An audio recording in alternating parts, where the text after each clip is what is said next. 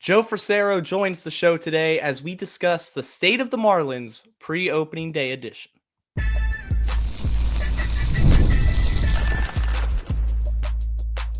You are Locked On Marlins, your daily podcast on the Miami Marlins. Part of the Locked On Podcast Network, your team every day.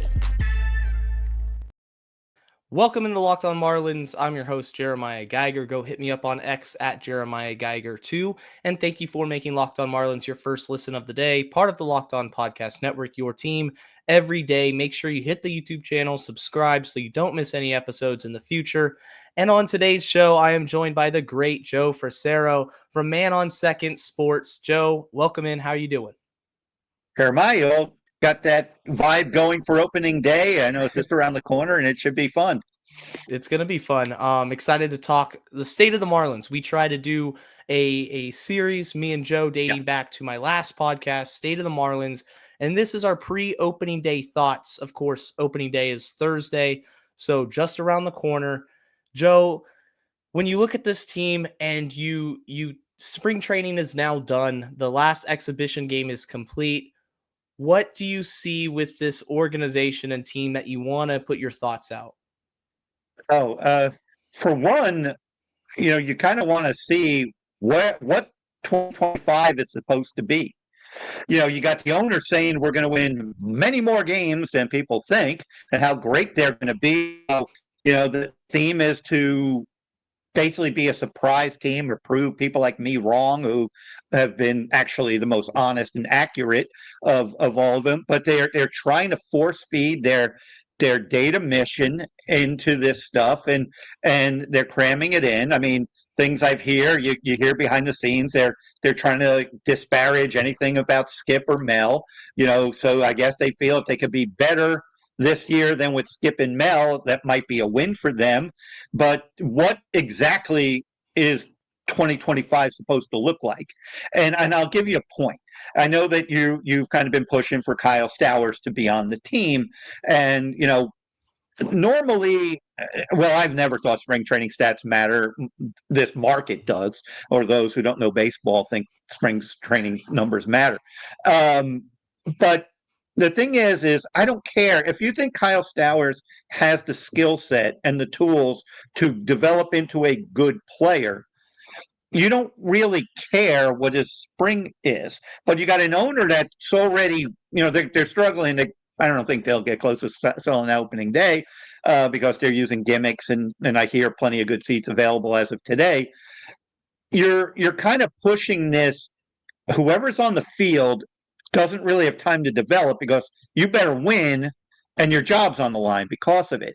So, I mean, go back to, I'll give the example of a Bobby Witt Jr., who his first month, now I'm not saying Bobby Witt Jr. by any stretch, but I'm giving just the analogy of here's a star player who got called up really young, who had a rough first 100 at-bats, which is really a month, and the Royals didn't just bury him down in the minors, or then he became Bobby Witt Jr. It's like Jackson Holiday in Baltimore last year when he struggled. He went back. It's like, are you going to allow prospects or young, not much experienced guys to at least see what they can do without the pressure of, if I don't perform, I'm going down?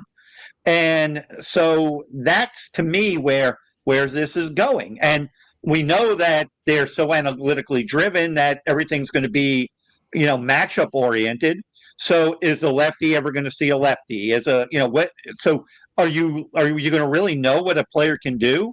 Because they're going to be measured by these kind of small sample sizes, and a lot of those who buy into the Bendix way, there can't be a sample size small enough for them. Because, some think that if you're 10 games under over a stretch that you were almost 500. It's like there's a lot of delusion. And I think this team operates like a regular fantasy baseball owner would. They're so tied into what Fangraphs does. They hire people from Fangraphs, basically. So I don't know. Is this going to be allowed to, let's see what guys, forget the record, and let's see what guys can do on the field to develop? Or is it just going to be, You're 0 for 8, you're on the bench, or you're going down to Jacksonville. Right, because you got to kind of balance the struggles that are going to be inevitable for some of these players, at least start the season. I mean, the Major League Baseball is tough. Hitting is tough. Pitching to elite hitters is going to be a challenge. So you're going to see the younger players go through struggles. How does the organization handle that moving forward? Kyle Stowers in particular, I advocated for him to be on the opening day roster. He made the opening day roster, but I think it's a short leash. I don't think he's somebody that the Marlins should give an entire season to if he plays like he did last year, because last year he was terrible, and he makes the opening day roster out of camp, in which he continued the same problems with the strikeouts. So this roster right now is kind of low on options as well. We're going to talk about the injuries, because the injuries entering opening day are absolutely brutal. I mean, we're talking multiple everyday contributors are going to start the season on the IL. Your rotation now consists of Sandy Alcantara, who is a bona fide ace, Connor Gillespie, Valente Bayozo, Max Meyer, and Cal Quantrill. And that is, we know how volatile pitching is. That could change very quickly. You don't even have the season, because pitchers get hurt during the season. It's right, not like, exactly. This is we're without Braxton Garrett and Ryan Weathers, and God knows what's going on there, if that's going to be a lot longer than 4 to 6 weeks, because we know what the forearm strain is a precursor to. And I'm sure they'll rush him back. And then it's not like, oh, because those guys are already on the IL, we are guaranteed health. That's why all these people, like, what's the goal? Like, that was my big beef last year. You don't sit around and say, oh, well, we went to the playoffs in 23. We got, Tim Anderson, and that was our commitment, because to go to the playoffs, you cushion against that. That's why the teams would want to win have guys in AAA who played in the big leagues and contributed. That they're rounding out their rosters with every little move matters, with proven players, or the prospects are more guaranteed with what Miami has right now. I mean, when I hear stuff like Thomas White is close to big league ready, it's like, what does that even mean in terms of where's the vision for what you think? You want this kid up at age 20. And then you're like, oh, no one has seen anything like this. Well, clearly they have a bunch of inexperienced people, because Jose Fernandez was more than like that. And I've seen a lot of players who were like 20 years old who was that. But I went back and looked at it, and someone could get the exact number. But Jose getting called up at age 20, had roughly 136 or so, 33 innings in the minor leagues. I think Thomas White is like 93-ish total innings in the minor leagues. I could pull it up. Okay. So if you legitimately thought you could go to the playoffs this year and Thomas White can help you get there, then yeah, get him. If he shows at steps, get him up here at 21 and a half or 20 and a half or whatever. If he's showing enough, and find a role where he fits in and helps you go to the postseason. It's not just this. That's kind of how the Sherman era, even before Bendix came in, it's like whoever's hot at the moment sucks all the oxygen out of the room. Because you'll sit around and we go back to when they had Monte Harrison and Isan and Brinson or whatever.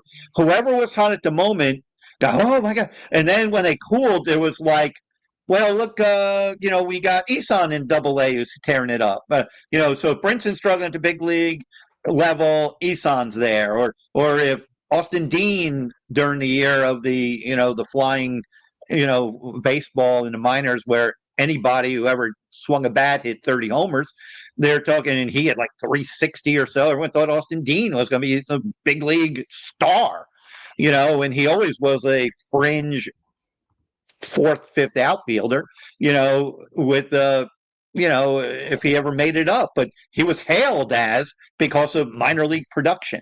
So it's really weird. They're always And you see that last year, and I'm sure the same people do it because they're pushing the narrative. They're a prospect site organization, so whoever struggles at the big leagues, the attention immediately diverts to the minor leagues. If they're struggling at AAA, we'll go down to AA. If they're struggling at AA, single A, and then we'll go all the way to the Dominican Winter Bowl or the Dominican Complex League and find some 16-year-old who had a good month and say, "Oh my God, in 5 years we're going to be great." It's giving them the ability to push back the time frame that it will take to compete. And right now, the major league roster, it feels like, is a complete afterthought. An excellent point you made about Thomas White. There's literally no reason to rush him to the big leagues at all. Like, start his service clock, get his time. arbitration going. It's like, get his arbitration. It's like, what are you doing?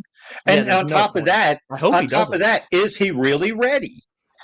Right. You know, is he really ready? Yeah. Because he throws 100 innings. He throws 100 miles an hour, and they feed that to their favorite, people they want the message out. So we don't know if he pitches. We don't know how he sequences or if he could get, batters out consistently. We know he throws hard. He's a super exciting prospect, but he's somebody that, given the state of the Marlins system, that is one player you don't want to. We talk about the Marlins being unconventional. Yeah. Be conventional with Thomas White. Don't try some new tactics with him in order to get him to the big league sooner. Just stay the course with him, because you don't want him to A, get injured, or B, rush his development like we see so many pitchers across Major League Baseball. It happens to them. So we're going to see what happens. Coming up next, in the next segment, we're going to talk about what Peter Bendix has to do this season to make it a success, and just in general, improve the fans' perception of him as the president of baseball operations. That's coming up right after this.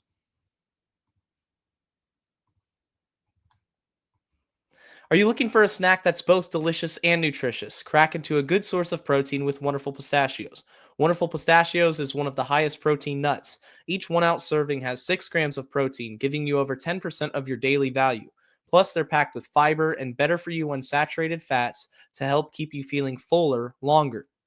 If you love the no-shells variety, it's the perfect grab-and-go snack for busy days. Whether you're snacking at your desk, on a road trip, or you just need a quick protein boost, they're always a go-to.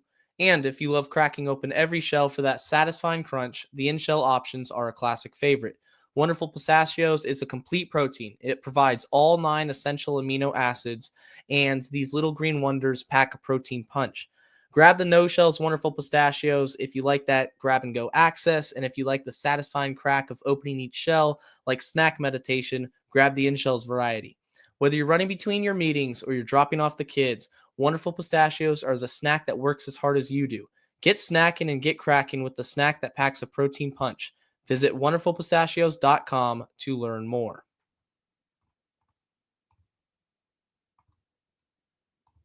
Back here on Locked on Marlins with Joe Frisaro. If you're an everyday listener, I appreciate you tuning in. Share the podcast with your friends wherever you get it, Apple, Spotify, YouTube. Let me know your thoughts in the comments section. And in this segment, Joe, we are talking about Peter Bendix, his second full season as the president of baseball operations. What does he have to do this season in particular to build save his fans' job? confidence? Okay, well, you want to start with Sandy, or he can't anywhere he you can't want. really he can't really mess that trade up because it's clear he's going to trade him. Yeah, I mean, in his way, you can't mess that trade up. But then again, how do you know if he messed it up or not? Because it's going to be, it's like what is the expectation? Where did you want to take this, and what do you expect realistically for Sandy? You got to play that carefully too, because let's say Sandy breaks again. If he wants to carry him a long period of time, they're already muffed how they want to even say about restrictions of innings or limits or whatever, which is always like ridiculous. The guys coming back from Tommy John, like, what's he going to go 9 on day 1? Okay, let him go 9 innings and throw 120 pitches or whatever, and they feel in 99 average 100 miles an hour pitch, and see how he looks come June, because it's not sustainable. So the Sandy aspect kind of deal with that, whether he's traded at the deadline, how they want to use him. Is Sandy going to speak up if the team's not doing well? And he's like, wait a minute, you want me to go like 7 innings and risk my health for a franchise that, for a season in a season that's, spiraling the wrong way? But, so Sandy clearly is how he'll probably be graded, how he handles Sandy, whether he can trade him or package him with somebody and really bring in a big haul that legitimately brings in some building pieces. But I think other than that, what I would like to see him do is just kind of accurately identify the players that he feels he can build with.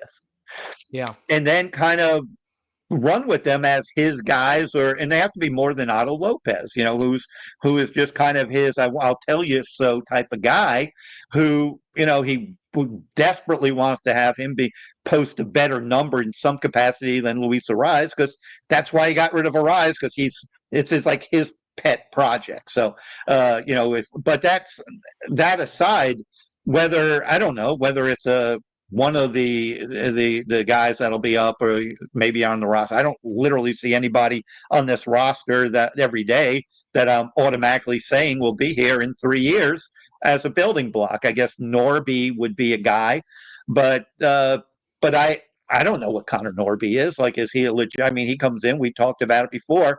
I'm going to hit 30 homers, and that was his goal. And said, but I'm not going to swing for that. And I mentioned on the podcast earlier that, well, you just said you were. Like, you might, not be intentionally trying to pull an oblique, but why'd you pull your oblique? Why is, we know that they're pushing, and not just them. Most teams are as well.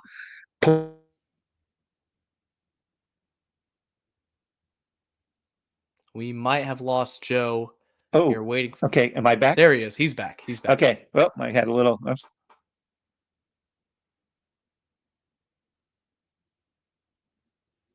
Little bit of a connection issue here. Still? Nope. I think we got you. We good? Okay. Yeah. Yeah. A super big guy, and he's selling out more for power. So, he's got to kind of find who he is. You're not anyone who's in a position to talk about 30 homer seasons if you haven't played 162 yet. We don't really know who you are. And I get it, everyone's, confident, and, but I've seen players, I've heard them through 20 years doing this stuff, all talk big, and they're the ones that usually had the biggest disappointments because they set a number that wasn't realistic for them. And that's no knock. Doesn't mean he can't become a 25, 30 homer guy, but obliques tend to be nagging, so 4 weeks, that's probably minimum, so, and then what, but I think you got to kind of, back to the point of Bendix, say, these are my players. And, we apologize for 2 straight rough years, but we got to kind of go with these few players, and then we're going to add to that to somehow give a connection to the fans that you at least have some building blocks, because this is really, of all their rebuilds, this is clearly the worst, because every other rebuild the Marlins have done, you rebuild when you had a Stanton, you rebuilt when you had what they had back in 2002 when they had the Lowells and the Beckett's, and they had dudes. When you have a Stanton, when you did what you did when knowing Jose was, let's make no mistake, the reason why everything fell apart in the mid 2010s was when Jose died. The franchise could have looked a lot different if that day, unfortunately, for multiple lives, not just Jose, and we're sensitive to the others that lost that day. But it's like, that was the failure of that. It wasn't that they built the wrong team, but you had Yelich, you had Stanton, you had Ozuna, and you had Real Muto. You had legit core. You didn't have depth, and you didn't have a strong enough farm system, but you also didn't have extra wild cards. which if you had these extra wild cards, if you had that then, maybe Loria doesn't do some of those rebuilds. But this, you don't have anyone. Like all the years I covered them every day, they could lose a great player like they did when they traded a World Series team. But I had a young Miguel Cabrera. And then after they moved him, a young MVP candidate in Hanley Ramirez. And those guys, they always had those players are far better than these guys. You know, Mervis, and we got guys that a second baseman playing shortstop. A guy. We have guys all over the place. That aren't nearly as talented as those. So that's what gives you real cause for concern. And Sandy's your last real, blue chip trade piece because you didn't acquire anything that good in what you moved from the 23 team. Yeah, and I don't think this team, as it's constructed right now, has a clear core. The core is still to be determined. Connor Norby is the closest thing. Xavier Edwards as well, as players who I think could stick around for the long term and be part of the next Marlins competitive team. But behind those guys, the outfield, that's not a playoff outfield. The second base situation, Otto Lopez, they have more players coming in. But you look at the lineup right now, and we're going to talk about this in the next segment. The future is in the minors, the lower minors, and there's a couple pieces in the higher minors. Augustine Ramirez, does he slot in at catcher? Joe Mack. So the future for the team, there is no future on the major league roster necessarily. There isn't that core. So this season has to be about getting the guys who are close to major league ready, developed and ready to go, and getting them at bats at the major league level so that you can identify and see, okay, there's something here for the future. Then we can roll into 2026 feeling a lot better than right now, because right now it's a big question mark. Who's going to step up, especially now with Connor Norby out? Or is it just going to be a mix and match lineup patched together for the entirety of the season? Who's making that decision? Is it Peter? Is it Gabe Kapler? Right. Clayton McCullough? Like, who's going to sit around with a conviction that's going to say, no, this is my everyday center fielder? Well, who's going to make that call? Yeah. Because, and the other topic, because the people that love Bendix might be shocked to know he isn't necessarily the guy making all these decisions. Kapler's making a lot of these decisions. And he stays a lot, like, really behind the scenes if you think about it. He's the one that's allowing, Bendix and Sherman to say what they say. And he's in the background, and if they fail, that's an interesting power dynamic, to say the least. Coming up next, we're going to talk about the lineup, and is it strong? Why do fans perceive this lineup to be a strength of this team or possibly above average? I'm going to talk about this lineup and what our expectations should be coming after this.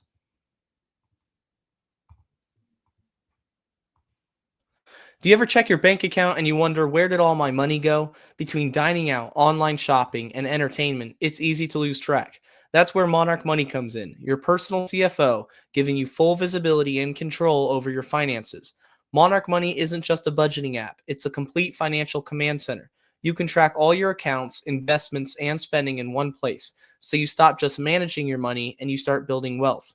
Instead of juggling multiple apps, you can use Monarch to check your finances, track spending, and even plan long-term goals.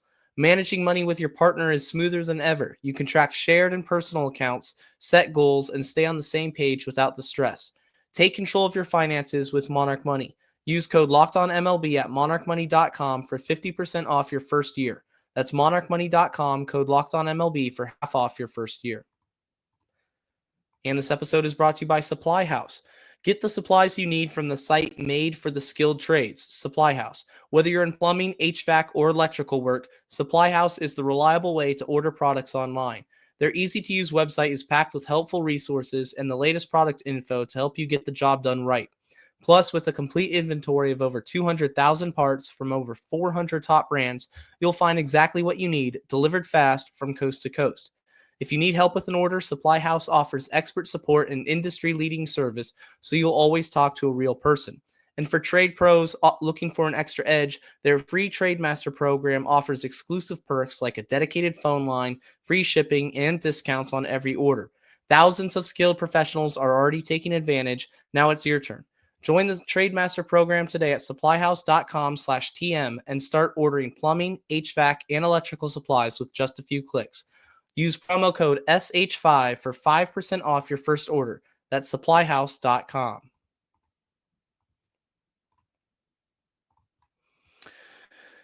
We are back with Joe Frisaro for the third and final segment. We're breaking down the Marlins lineup. Is it a strength of this team when compared to the pitching? I certainly don't think so. I think it's going to be a lot of mix and match and a lot of patching together that Clayton McCullough has to do with his first year on the job. I want to get your thoughts, Joe. We talked in the last segment about potential building blocks. I don't really see a ton currently on the Marlins roster. A lot of people are backing Otto Lopez as a potential second baseman of the future for the Marlins. I think he's more of a stopgap. What do you think? Well, it just depends how much Bendix has as well. You talk about a long leash. This kid's going to have a long leash. But, I think most of spring, didn't he hit about 6th or 7th or whatever in the lineup? He has some good at bats. He has his moments. Just in general, I think that they look for the profiles of power. So they look at the exit velocity, they look at the body types. That's why they drafted Orlando and the Griffin Conines or the guys that are Mervis has power. They see that, but they kind of get these one-dimensional corner guys. At least Lopez could play the middle. I don't think he's a shortstop, like Matt but he can play. Mervis or Bride. Yeah, they get these kind of, guys that might on a good year hit 20, for them, but nothing really sustainable, it's like as a long-term thing. And they want overachievers, things like that. It's really hard for those guys without, keep in mind last year, Berger was kind of the constant. Obviously, he had a slow start, but he had a great second half, and that's how he ended up with 29 homers and everything. Normally, if you have guys that like a Norby would be so much better in a lineup like the Yankees, where you have an Aaron Judge or Cody Bellinger, you got guys that can protect you. The problem with our guys here is they got to be the guys, middle of the order when they really aren't middle of the order bats and so forth. So a lot of that's going to be, and then if you're hitting third or fourth, you feel you got to be obviously a big run producer. So you're going to carry that expectation, especially when they struggle, which they're going to. All teams have slumps, so you're going to struggle. But is this, what is this offense going to look like? The kind of player that Edwards is. He's not going to strike out a lot. He's going to fight every at bat. He's going to somehow squeak a ball through the infield and get on base and try to make things happen. Okay, so you know what your leadoff hitter looks like, but what's the kind of how's this offense going to click together? What's kind of be? There's not really a speed offense. They got guys who can hit the ball hard, but they're not really a home run offense. They're lacking identity. They don't have an identity, but they also, I think there's a bunch of role players, to be honest. I think if you looked at it, if most, objective scout people that look at it, I mean, for one, people look at like what Fangraphs might say a guy has 70 power or this guy has a 60. Like that isn't what scouts say. That's just like however their metrics line a guy up. And it doesn't mean that these players are, and that's like their, like, best case scenario. It's just like everybody. Remember when they drafted the kid Johnson out of Alabama, and they're like, "Oh, he's like Gunnar Henderson." Yeah. Middle infielder from Alabama. He's Gunnar Henderson. Every middle infielder from Alabama is going to be Gunnar Henderson. It's Yeah, I like, remember that. that. So it's like we throw the comp, but that doesn't mean you are the comp. It's Yeah. like, That's and I can't that's the stand thing player about, comps. It's yeah, one of the things that it's just unfair to the player and to the organization because yes, can you see a world in a perfect world which Carter Johnson develops into a player similar to Gunnar Henderson? Sure, if everything breaks right, but to throw that comp around, it's scary. It's so risky. And this lineup right now, the role players, you look at sometimes as Marlins fans, and myself included, I get so locked in onto this one team. I mean, it's my favorite team. You yeah, covered the team for 20 years that I tend to take a step back away from the rest of Major League Baseball and what they're doing. Other teams' rosters and farm systems are doing just as much, if not better, than the Marlins in certain correct. aspects. So you have to put yourself above somewhere above these guys. Like stress the issue that you can't just stand complacent, make your draft, make your signings and be like, "Oh, we got this DFA candidate here on the waiver wire. Let's scoop him up and see what happens." Well, there's a reason he was DFA'd, you know? Correct. And that's where Otto Lopez, he's a great second baseman defensively, at least last year. I hope he continues it, but is he going to be the starting second baseman for the next Marlins playoff team? Chances are probably not because they have guys coming up in the minor leagues. He's a Max four-WAR Acosta and player. I mean, he's Jared he's Cerna. going to be a four. Yeah, he's a four-WAR player. If you listen to some people, it's like, I, I get it. You want to just have a fun prediction, whatever. But Right. it's more than that. It's the mindset. It's almost like if you're around the team because they're feeding that. So you just kind of spew it out there and say, "Oh, this is what they think." But you're right. It's like too many people, and we know who they are because they're just a very small but loud group on social that feel that the 25 Marlins are competing against the 23 Marlins to justify the teardown. They're Right. competing against the 25 National League. Yeah, You're yeah, brought in exactly. to. You're not here to have, oh, we scored more runs than they did in 23. And whether they do or not doesn't even matter. You're not. This isn't 23 anymore. Right. You're just trying to justify a job. If you finish last and you lose 100 again, no one cares what your collective weighted runs created plus is. It's like you're paid to win that year. You're brought in to make this better. So you better make substantial gains from last year. You're not playing Kim Ng's team. No. It's a stupid. It's a stupid mindset, and it really shouldn't be part of what fans are even thinking. Are you going to win the East? Are you going to go to the playoffs? Are you going to that? It's all that what you're building towards. These players aren't sitting around going, "Hey, you know what? We lost 98 this year, but you know what? We're better than last year's team. Clayton's much better than Skip. We're 2 games better. Clayton's a 2-WAR manager." It's like no, that's not. If you're thinking that way, you shouldn't be on any big league roster. If Right. you're, You want to and you're compete. happy, you want to compete, you want to go to the playoffs, you want to make money, you want to play in front of fans, you want to live the big league dream. So, I know we're getting pressed for time. I want to make this point because I think this is kind of an overriding point over where the economics of the game are, because clearly the Marlins do not intend to even remotely go where the economics of the sport is. There's a lot of talk about a lockout after the 26th season. There's some talk about the players actually going on strike in 26 in as a counter move to a potential lockout after 26 season. I honestly think because I don't see how this regime survives, and I'm not even convinced this owner is going to be around. But I do think how this CBA plays out could be the biggest issue on where the Marlins head and whether Peter Bendix is still here in a couple of years or not. Because I don't think this is some 5-year plan where you're going to be given 4 years to lose 100, but year 5 it better turn around. I don't think that he has that long a leash because they're struggling to sell tickets for opening day and everything else. I think this CBA, and if it comes out where there's no cap, which I would be shocked if there is, I don't think the owners want to break the sport. I don't think the union will break. There might be a work stoppage in terms of games being lost, but I don't see any way if the CBA comes out looking close to the way the economics of the game are today. They think Matt Mervis is their answer to Pete Alonso, and they will not spend. Yeah. So this is what baseball in the future of a Bruce Sherman owned Marlins team is going to look like if the economics remain remotely the same.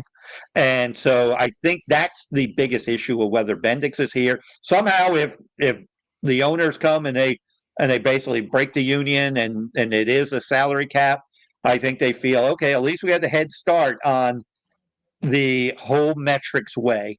And I think that could lead to, what Bendix potentially hanging around a little bit longer than I think he will. At the end of the day, Joe, they still got the second largest weight room and conditioning facility. So spending and free agency snacks. aside. and peanut butter snacks. And they have the most oblique injuries. Oh man, that's a perfect stopping point on today's episode. Joe, thank you as always for coming on the show, and go ahead and promote what work you do over on your YouTube channel. Yeah, the Man on Second Sports YouTube channel is just crushing it. I set a goal to get 1 million views in the month of March after getting 432,000. So I really relaunched this about 14 months ago with 150 views total. It started up in 2021. I passed 4 million total and this month, and for something that's about 90% a Broward County high school website.